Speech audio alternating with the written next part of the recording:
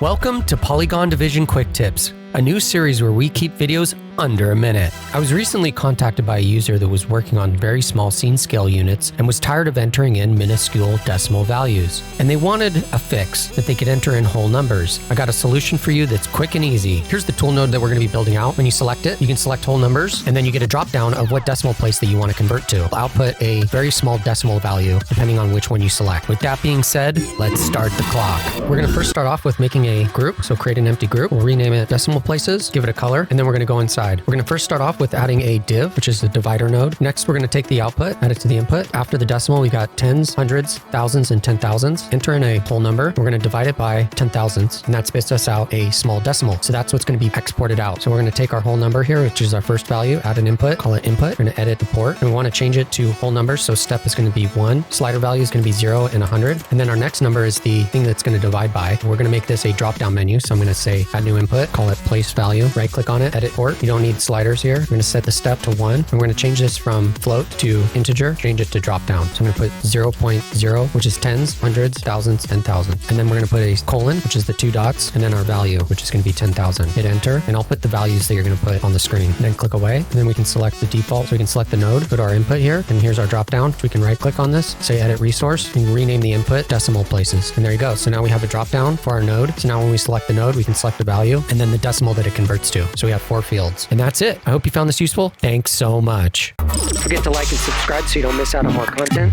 Thanks for your support.